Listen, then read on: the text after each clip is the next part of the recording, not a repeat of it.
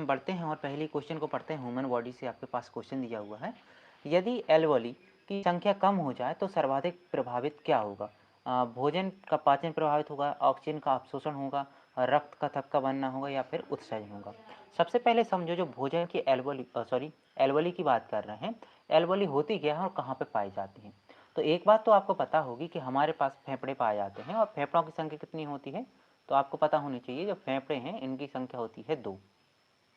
ठीक है, फेफड़ों की संख्या कितनी होती है हमारे पास में? फेफड़ों की संख्या होती है 2 होती है। अब यहाँ पे कभी कभी पूछ लेता है कि फेफड़ों की 2 संख्या है, चलो ठीक है। अगर हम पूछे फेफड़ों को कितने भागों में बांट सकते हैं, जैसे आपने पढ़ा होगा जो हमारे पास हार्ट होता है, दिल होता है, उसे हम कितने 4 भागों में बांट सकते हैं। वैसे ही जो फेफड़े होते हैं इन्हें भी हम कितने भागों में बांट सकते हैं? 5 भागों में बांट सकते हैं। अब आपके पास थोड़ा कन्फ्यूजन हो सकता है कि सर 5 भाग में कैसे बट रहा है? बटना चाहिए तो 6 भाग में बटना चाहिए, 4 में बटना चाहिए, 5 में क्यों बट रहा है? तो याद रखना, जो हमारे पास में फेफड़े हैं, ऐसे मान के चलो कि एक साइड हमारे पास लेफ्ट है और एक साइड हमारे पास में राइट है। अब याद रखना एक बात तो आपको कंफर्म पता होगी, जो लेफ्ट साइड में हमारे थोड़े लेफ्ट साइड में क्या होते हैं, हमारे पास में हार्ट होता है ना, दिल होता है। ठीक है, तो इसकी वजह से क्या होता है, जो हमारे पास में लेफ्ट साइड का जो फेफड़ा होता है वो थोड़ा, हम बोल सकते हैं राइट साइड के फेफड़े से छोटा होता है। तो हम बोल सकते हैं राइट साइड वाला हमारे पास फेफड़ा होगा, ये 3 हिस्सों में बटा होगा, और जो लेफ्ट साइड वाला होगा ये 2 हिस्सों में बटा होता है। इस वजह से हम बोल सकते हैं हमारे पास जो फेफड़ा होता है वो कितने हिस्सों में? 5 हिस्सों में बटा होता है। अब दूसरी बात करते हैं, यहाँ से जो हमारे पास आती है हमारे पास, ठीक है, इसे हम बोलते हैं एयर पाइप है। अब आपको पता होगा जो एयर पाइप है आगे जाके यहाँ पे 2 ब्रांचों में टूट जाता है। ठीक है, जिसे हम बोलते हैं ब्रोंकाई। क्या बोलते हैं इसे? ब्रोंकाई बोलते हैं, श्वसनिका बोलते हैं। और ये जो ब्रोंकाई ये कई हिस्सों में टूट जाते हैं, फिर यहाँ पे आगे जाके इसे क्या नाम देते हैं? ब्रोंकाइलिसिस, या फिर हम बोलते हैं श्वसनिकाएं नाम देते हैं। अब जैसे हम आगे इसको अगर जूम करके देखते हैं तो हम क्या देखते हैं, जो हमारे पास श्वसनिकाएं हैं, अब हर एक श्वसनिका के यहाँ पे हम देखेंगे आपको एक थैलीनुमा संरचना दिखेगी, जो लाइक गुब्बारे समान संरचना है ना। जो गुब्बारे समान संरचना दिख रही है इसी को हम बोलते हैं एल्वेओली। क्या बोलते हैं इसको? इसी को बोलते हैं एल्वियोली। ठीक है, तो अगर कोई पूछे एल्वेओली क्या होती है तो बोलना हमारे पास फेफड़े होते हैं और फेफड़े में गुब्बारे समान संरचना पाई जाती है जिसका नाम होता है एल्वेओली। अब बात आती है कि सर एल्वेओली का काम क्या होता है? तो याद रखना, जो एल्वेओली होती है वो सतह प्रदान करने का काम करती है। अब बात है सतह किस लिए प्रदान करती है, तो याद रखना, आपको पता होगा हमारे पास जो फेफड़े होते हैं इसका काम क्या होता है? ऑक्सीजन को हमारे पास में शरीर को देने का और शरीर से कार्बन डाइऑक्साइड को लेने का काम होता है। ठीक है, तो इसी के लिए हमारे पास जो एल्वेओली होती है वो सतह प्रदान करती है। और क्या करती है, जो एल्वेओली होती है इसके आसपास में हम देखते हैं, कई हमारे पास में छोटी छोटी सूक्ष्म नलिकाएं होती हैं, जहाँ पे क्या हमारे पास में रक्त फ्लो हो रहा होता है। तो क्या करती हैं, यहाँ से हमारे पास जो रक्त होता है उसमें होती है कौन? हीमोग्लोबिन होता है, एचबी के नाम से जानते हैं। वो क्या करता है, यहाँ से हमारे पास में जो एल्वेओली है यहाँ से ऑक्सीजन को ले लेता है, खींच लेता है अपनी ओर, और जो इसके पास कार्बन डाइऑक्साइड होती है उसको ये एल्वेओली में दे देता है, और उसको हम श्वास के द्वारा बाहर छोड़ देते हैं। ठीक है, तो हम क्या बोलेंगे, एल्वेओली की संख्या अगर कम होगी तो क्या प्रभावित होगा? इसका मेन काम था ऑक्सीजन को ब्लड में पहुंचाने का। ठीक है, अगर इसकी संख्या कम हो जाएगी तो क्या होगा, हमारे पास जो ऑक्सीजन का अवशोषण है, ब्लड में पहुंचाने की जो क्रिया है वो कमजोर पड़ जाएगी। तो हम क्या बोलेंगे, इसका सही आंसर क्या होगा? ऑक्सीजन का अवशोषण यहाँ पर प्रभावित होगा। ठीक है, ओके, अगली बात हम करते हैं। चलो ठीक है, यहाँ पे दूसरी और बात हम अभी कर लेते हैं। अच्छी बात है कि यहाँ पे और कॉन्सेप्ट क्लियर हो जाए तो वो बढ़िया रहेगा। देखो, ये बात तो हम समझ गए कि एल्वेओली का काम क्या था, अगर ये प्रभावित हो जाए, कम हो जाए, तो ऑक्सीजन का अवशोषण होगा कम। भोजन की पाचन की बात करते हैं तो यहाँ पे हम देखते हैं हमारे पास एक अलग ही क्रिया है, पाचन तंत्र है ना, तो वहाँ की बात करते हैं। रक्त के थक्के बनाने की बात करें तो यहाँ पे आपसे पूछ सकता है कौन बनाता है। तो याद रखना, हमारे पास जो ब्लड होता है वहाँ पे हम देखते हैं हमारे पास आरबीसी होता है, ठीक है, हमारे पास डब्ल्यूबीसी होता है, और साथ में हम देखते हैं हमारे पास में प्लेटलेट्स होता है।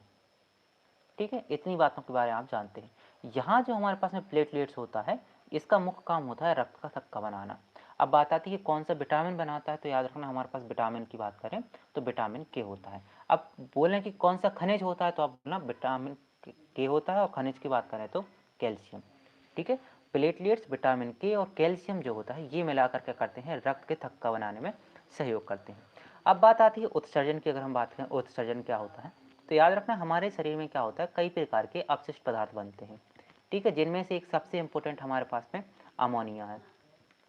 ठीक है, अमोनिया का सबसे इम्पोर्टेंट है, जो हमारे पास में विषाक्त रूप होता है इसे बाहर निकालना ज़रूर हो जाता है। तो हमारे पास आपने नाम सुना होगा यकृत का, जिसे हम लीवर के नाम से जानते हैं। ये क्या करता है, जो अमोनिया होता है अमोनिया को बदल देता है यूरिया में। किस में बदल देता है, यूरिया में बदलने का काम करता है। अभी यूरिया क्या है, ब्लड में फ्लो होते हुए तो आपके पास में जो किडनी होती है, किडनी का अगर शेप कोई पूछे किडनी का शेप कैसा होता है तो आप बोलना बीन लाइक स्ट्रक्चर होता है। ठीक है, मतलब राजमा के समान होता है स्ट्रक्चर। और जो हमारे पास किडनी होती है फिल्टर करने का काम करती है, किसको, यूरिया को। तो हमारे पास जो ब्लड है वहाँ से यूरिया का अपशिष्ट है, इसको फिल्टर करने का काम करती है। तो हम बोल सकते हैं उत्सर्जन का डायरेक्ट काम कौन करता है, तो आप बोलना हमारे पास जो किडनी होती है, ब्रक होती है, उसका काम होता है उत्सर्जन तंत्र का काम। ठीक है, ओके। अब बढ़ते हैं, हमने यहाँ पे 4 कॉन्सेप्ट को समझ लिया बहुत अच्छे से। अब हम बात करते हैं अगले क्वेश्चन की ओर। आपके पास क्या दिया है कि छोटी आंत, क्या आपके पास यहाँ पर छोटी आंत की भीतरी सतह पर बिली का होना। अब याद रखो, जैसे हम फेफड़ों के पास पढ़ रहे थे एल्वोली होती है, वैसे जो छोटी आंत होती है इसके पास भी हम देखें हमारे पास जैसे अंगुली हैं, इनके समान संरचना देखने को मिलती है, जिसका नाम क्या होता है, बिली। क्या नाम होता है इसका, बिली होता है।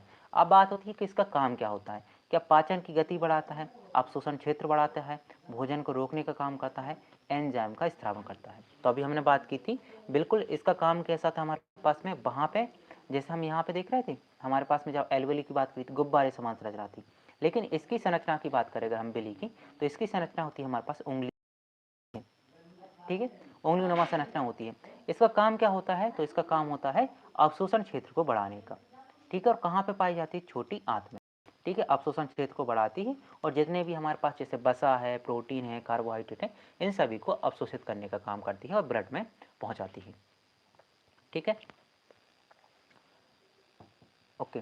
यहाँ से और बात करते हैं एंजाइम स्त्राव की। अगर हम बात करें तो देखो, एंजाइम स्त्राव की अगर हम बात करें तो एंजाइम हमारे पास कई प्रकार के हैं। जैसे हम पहले ही एंजाइम की बात करते हैं, हमारे पास मुंह में पाया जाता है जिसका नाम होता है एमाइलेज, हाइलुरिन नाम से आते हैं, है ना। हम अगर बात करते हैं आमाशय में भी हमारे पास में कुछ एंजाइम पाए जाते हैं, जैसे हम बात करते हैं पेप्सिन एंजाइम की, जो प्रोटीन को पचाता है। ठीक है, हमारे पास जो अग्नाशय है ना, ये भी कई प्रकार के एंजाइम रिलीज करता है, जैसे ट्रिप्सिन करता है, एमाइलेज करता है, और साथ में हमारे पास में लाइपेज करता है। ठीक है, तो ये एंजाइम होते हैं। और याद रखना, जो एंजाइम होते हैं इन्हें हम बोल सकते हैं, जितनी भी ग्रंथियां होती हैं, एंजाइम क्या होते हैं, बाहर स्त्रावी ग्रंथि के द्वारा, क्या बोल सकते हैं हम, बाहर स्त्रावी ग्रंथि के द्वारा रिलीज होता है या फिर स्त्रावित होता है, आप बोल सकते हो। ठीक है, ओके। हाँ, और यहाँ पे एक और बात आ रही है तो याद रखना, पाचन की गति बढ़ाने का अगर कोई काम करता है तो वो क्या होता है, पाचन की गति बढ़ाने के लिए कौन काम करता है, ये एंजाइम ही करते हैं। ठीक है, जितने भी रिलीज एंजाइम होते हैं यही पाचन की गति को बढ़ाते हैं। अगले क्वेश्चन की ओर बढ़ते हैं, और आपके पास कथन कारक से संबंधित है कि कथन है आपके पास में, पाचन छोटी आंत में होता है। ठीक है, इसका कारण बताया गया है कि पित्तरस वसा का इमल्सीकरण करता है।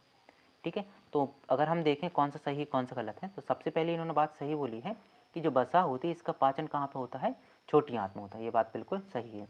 अब दूसरी बात बोल रहे हैं पित्तरस वसा का इमल्सीकरण करता है, ये बात भी सही है। अब हमें देखना है दोनों में संबंध मिल रहा है या फिर नहीं मिल रहा है। जैसे अगर हम इससे क्यों क्वेश्चन पूछें कि वसा का पाचन छोटी आंत में क्यों होता है, ठीक है, तो इसका आंसर ये दे सकता है क्योंकि पित्तरस वसा का इमल्सीकरण करता है। या फिर हम बोल सकते हैं जो पित्तरस होता है वो यकृत के द्वारा छोड़ा जाता है। ठीक है, यकृत क्या करता है, पित्तरस को बनाने का काम करता है, और कहाँ पे छोड़ता है, हमारे पास में छोटी आंत में छोड़ता है। ठीक है, और छोटी आंत में हमारे पास लाइपेज एंजाइम जो अग्नाशय ने छोड़ा था वो क्या है, यहाँ पे सक्रिय हो जाएगा क्षारीय माध्यम से। ठीक है, तो हम बोल सकते हैं कि पित्तरस वसा का इमल्सीकरण करता है, ये बात बिल्कुल सही है। तो क्या होगा यहाँ पे, ए इसका सही आंसर होगा। अगला क्वेश्चन हमसे क्या पूछा गया है कि लंबे समय तक कार्बोहाइड्रेट की कमी से होने पर मतलब क्या है, लंबे समय तक अगर हमारे पास कार्बोहाइड्रेट की कमी है शरीर का क्या प्रभाव पड़ेगा। वसा का उपयोग नहीं करेगा, प्रोटीन को ऊर्जा स्रोत बनाएगा, केवल विटामिन का उपयोग करेगा, ऊर्जा बनाना बंद कर देगा। क्या होगा इसका सही आंसर। अब देखो, सबसे पहली बात मैंने पहले ही बताई है, न्यूट्रिशन से जब भी आपके पास कोई भी क्वेश्चन आता है कि हमारे पास ऊर्जा के लिए केवल 3 स्रोत हैं, है ना, बाकी जितना भी हम खाना पीते हैं वो बात अलग है। लेकिन अभी के हिसाब से अगर हम बात करें तो अभी के हिसाब से बात क्या हमारे पास में, हमें बसा के केवल 3 स्रोत हैं, और हमने पहले ही बताया है। सबसे पहले हमारे पास होता कार्बोहाइड्रेट। ठीक है, क्या होता है हमारे पास में, सबसे पहला स्रोत होता कार्बोहाइड्रेट। फिर होता है हमारे पास वसा, और तीसरा होता है हमारे पास, ठीक है। और मैंने इनका सीक्वेंस भी बताया था कि हमारे पास शरीर में क्या है जब ऊर्जा की आवश्यकता होती है। सबसे पहले शरीर देखता है कि अगर आपके पास कार्बोहाइड्रेट मौजूद है, आपने कुछ कार्बोहाइड्रेट के तौर पर खाया है, तो सबसे पहले ऊर्जा यहाँ से लेगा। तो फर्स्ट नंबर पर किससे लेता है? कार्बोहाइड्रेट से। अब दूसरी बात आती है, जैसे ही कार्बोहाइड्रेट खत्म हो जाता है हमारे शरीर में, फिर ये देखता है कि फैट मौजूद है या नहीं, तो फिर क्या करे? दूसरी ऊर्जा कहाँ से लेता है? फैट से लेता है। और जब फैट भी खत्म हो जाता है, तो तीसरी ऊर्जा कहाँ से लेता है? प्रोटीन से लेता है, ठीक है। अब बात करते हैं कि आपके पास में ऑप्शन में क्या दिया है। पहले ऑप्शन में दिया है आपके पास वसा का उपयोग नहीं करेगा। ये बात तो यहाँ पे गलत है, क्योंकि जैसे ही हम कार्बोहाइड्रेट खत्म होता है और दूसरे नंबर किसका उपयोग करते हैं? वसा का। लेकिन उन्होंने नहीं बोला, तो ये बात गलत है। केवल लिखा है यहाँ पे, तो याद रखना जहाँ भी केवल लिखा होता है हम पहले ही आंसर गलत कर देते हैं। ऊर्जा बनाना बंद कर देगा, ये बात भी गलत है, क्योंकि अभी हमारे पास में दो चीज़ें थी, एक वसा था, एक प्रोटीन, ठीक है। अगर वसा का उपयोग करेगा पहली बात, तो अगर वसा नहीं है तो फिर किसका उपयोग करेगा? प्रोटीन का। तो हम बोलेंगे इसका सही आंसर क्या हो जाएगा? ये प्रोटीन का उपयोग करने लगेगा ऊर्जा के स्रोत के रूप में, ठीक है। अगला क्वेश्चन हमसे पूछा गया है कि एनीमिया से पीड़ित छात्र में मुख्य समस्या क्या होगी। सबसे पहले आपके पास ऑप्शन दिया है कि दृष्टि दोष हो सकता है, ऑक्सीजन वहन क्षमता कम हो सकती है, पाचन एंजाइम की कमी हो सकती है, या फिर तंत्रिका की क्षति हो सकती है। कौन सा यहाँ पे सही होगा? देखो, सबसे पहले समझो कि एनीमिया क्या होती है। तो याद रखना, एनीमिया का मतलब होता है कि आपके शरीर में क्या है? आपके शरीर में आयरन की कमी हो रही है, ठीक है। एनीमिया का मतलब क्या होता है? किसी भी व्यक्ति के शरीर में आयरन की कमी हो जाती है, उसे हम बोलते हैं एनीमिया। अब बात आती है इससे क्या होता है, तो याद रखना, जो आयरन होते हैं ये रिस्पॉन्सिबल होते हैं हीमोग्लोबिन को बनाने में। किसको? हीमोग्लोबिन किससे बनता है? बोलना आयरन से। अब बात आती है हीमोग्लोबिन का काम क्या होता है, तो बोलना हीमोग्लोबिन काम होता है ऑक्सीजन को वहन करने का, ठीक है। अब एक दूसरे से कड़ी जोड़ना सीखो और आंसर करो। तो एनीमिया से कोई पीड़ित है, मतलब क्या है? उसके पास आयरन की कमी है। आयरन की कमी मतलब क्या है? उसके पास में हीमोग्लोबिन की कमी है। अगर हीमोग्लोबिन की कमी है, मतलब क्या है? उसके पास में जो ऑक्सीजन की परिवहन की क्षमता है उसकी भी कमी है। तो आपने सही आंसर निकाल लिया कि नहीं, कि अगर उसके पास एनीमिया हो रहा होगा तो उसमें क्या है? ऑक्सीजन वहन करने की क्षमता भी क्या होगी? कम होगी, ठीक है। अगर हम बात करें यहाँ पे पाचक एंजाइम की, कि पाचक एंजाइम की कमी से, देखो, पाचक एंजाइम की कमी तब हो सकती है जब आपके पास प्रोटीन की कमी हो, क्योंकि देखो प्रोटीन होता है, प्रोटीन ही रिस्पॉन्सिबल होता है एंजाइम और हार्मोन को बनाने के लिए, ठीक है। दूरदृष्टि दोष की बात करते हैं तो ये मोस्टली केस में या तो वैसे हैं ज़्यादा पढ़ने की वजह से, और मोस्टली केस में ये विटामिन की कमी से देखने को मिलते हैं, ठीक है। लेकिन एनीमिया की बात यहाँ पे नहीं है, तो हमारे पास सही आंसर क्या है? यहाँ पे बी ही सही आंसर रहेगा। अगला क्वेश्चन क्या है आपके पास में? कुपोषण से पीड़ित बच्चे में निम्न में से कौन सा लक्षण सबसे पहले दिखाई देता है? अगर कोई बच्चा है वो कुपोषण से पीड़ित है, तो कौन सा लक्षण हमें देखने को मिलेगा? हड्डियों का टेढ़ा हो जाना है, थकान व सीखने में कठिनाई है, त्वचा का फटना है, दांतों का झड़ना है। अब यहाँ पे आप जितने भी लक्षण देख रहे हो, ये फर्स्ट इसमें से एक हमारे पास में प्राइमरी कैरेक्टर है जो सबसे पहले दिखेगा, और बाकी के हमारे पास सेकेंडरी कैरेक्टर है जो क्या है उसके बाद में देखेंगे। तो अगर हम देखें कोई भी कुपोषण है, कुपोषण का मतलब होता है कि कोई किसी भी व्यक्ति या बच्चे को क्या है, जितना भी उसे संतुलित आहार मिलना चाहिए वो नहीं मिल पा रहा है ना। उसके पास कार्बोहाइड्रेट की, प्रोटीन की, वसा की कमी है ना। इसी को हम बोलते हैं कुपोषण। तो कुपोषण अगर होगा मतलब कार्बोहाइड्रेट कमी है, और हमें पता है कार्बोहाइड्रेट है चाहे वसा है, इनका काम क्या होता है? एनर्जी प्रोवाइड करने का होता है ना। एनर्जी प्रोवाइड है तो हम काम कर सकते हैं, अगर एनर्जी नहीं होगी तो हम जल्दी से थक जाएंगे। यहाँ पर इसका काम होता है, अगर हमारे पास कुपोषण होगा तो वो व्यक्ति का है प्राइमरी लक्षण होगा कि वह थक जाएगा, है ना, थकान होगी, और साथ में क्या है? चिड़चिड़ापन रहेगा शरीर में, अपने मन में चिड़चिड़ापन रहेगा, तो सीखने में भी कठिनाई होगी। हड्डियों का टेढ़ा होना, त्वचा का फटना और दांतों का झड़ना, ये सेकेंडरी कैरेक्टर होते हैं। जो पहले कैरेक्टर पूछा था बी आंसर देंगे, ठीक है। अगला क्वेश्चन आप बताइए, यूट्रोफिकेशन का प्रारंभिक चरण क्या होता है? मछलियों की मृत्यु हो जाना, ऑक्सीजन की कमी होना, शैवाल की अत्यधिक वृद्धि, या फिर जल का विषैला होना। यूट्रोफिकेशन क्या होता है? तो बोलना यूट्रोफिकेशन का मतलब होता है एक ही जगह पर क्या होता है हमारे पास में कई तत्वों का जमाव हो जाना, या फिर हम बोल सकते हैं शैवाल की अत्यधिक वृद्धि हो जाना, है ना। अगर हम देखते हैं एक ही जगह पर ज़्यादा वृद्धि हो जाए तो वहाँ पे क्या होगा? जो ऑक्सीजन की कमी होने लगती है, क्या होने लगती है? हमें ऑक्सीजन की कमी देखने को मिलती है। तो अगर हम बात करें यूट्रोफिकेशन की, कि यहाँ पे इसका प्राइमरी लक्षण क्या है, प्रारंभिक लक्षण क्या है, तो आप बोलना इसका प्रारंभिक लक्षण होगा कि उस पर्टिकुलर जगह पर शैवाल की वृद्धि हो जाएगी, है ना। तो हम क्या बोलेंगे, यूट्रिफिकेशन क्या होता है, सबसे पहले हम देखते हैं वहाँ पे क्या है, शैवाल की वृद्धि देखने को मिलेगी। अगर हम देखते हैं शैवाल की वृद्धि हो गई है, अब शैवाल के हम मरेंगे भी, है ना, शैवाल के ऑक्सीजन का उपयोग भी करेंगे, तो हम देखेंगे फिर इसके बाद सेकेंडरी लक्षण होगा कि वहाँ पे ऑक्सीजन की कमी होगी। ऑक्सीजन की कमी होगी तो हम देखेंगे जल में जो मछलियाँ हैं वो मरने लगेंगी और क्या है, जल विषैला हो जाएगा। हमसे पूछेगा था प्रारंभिक लक्षण, तो हमने बोला प्रारंभिक लक्षण क्या है, वहाँ पर शैवाल की अत्यधिक वृद्धि हो जाएगी। अब बात करते हैं पूरी तरह से, अगर हम परिभाषा की बात करें कि यूट्रोफिकेशन की परिभाषा क्या होती है, तो आप बोल सकते हो कि यूट्रोफिकेशन एक ऐसी प्रक्रिया है जो पोषक तत्वों जैसे कि हमारे पास नाइट्रेट है, फास्फेट है, कि जलीय वातावरण में अत्यधिक संचय के साथ शुरू होती है। जैसे हम देखते हैं हमारे पास पोषक तत्व होते हैं, जैसे नाइट्रेट है या फिर फास्फेट। वैसे तो ये पोषक तत्व हमारे पास क्या है, उपयुक्त होते हैं, हमारे लिए उपयोगी होते हैं, लेकिन क्या होता है जब इनकी वृद्धि कुछ ज़्यादा हो जाती है, मतलब बोल सकते हैं हम अत्यधिक संचय के साथ यहाँ पे शुरू होगी, इनका संचय क्या हमारे पास में अधिक हो जाएगा, तो इन पोषक तत्वों की प्रचुरता हमारे पास जैसे शैवाल है या फिर अन्य जलीय पौधे हैं, इनकी तीव्र वृद्धि को प्रेरित करती है। क्योंकि हमें पता है जो नाइट्रेट है या फिर फास्फेट है, जैसे आपने एनपीके का नाम भी सुना होगा, आप फसल में आप देते हो, एनपीके मतलब नाइट्रोजन, फास्फोरस और पोटेशियम, इनको उपयोग क्यों करते हैं, ताकि जो भी फसल है वो अच्छे से वृद्धि कर सके, है ना।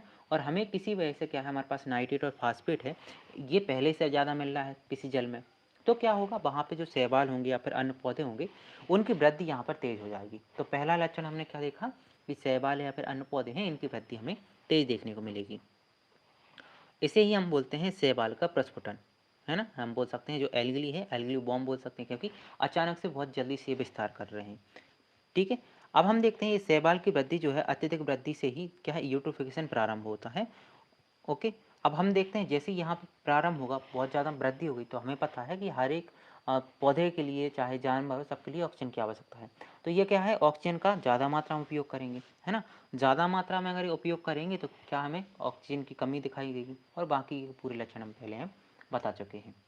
ठीक है, अगला क्वेश्चन हमारे पास दिया है कि जैव आवर्धन खाद्य श्रृंखला में बढ़ता है। ओके, और इसका हमारे पास रीजन दिया है कि कुछ प्रदूषक वसा में घुलनशील होते हैं। ठीक है, हालांकि एनसीईआरटी से डायरेक्ट दे दिए हैं।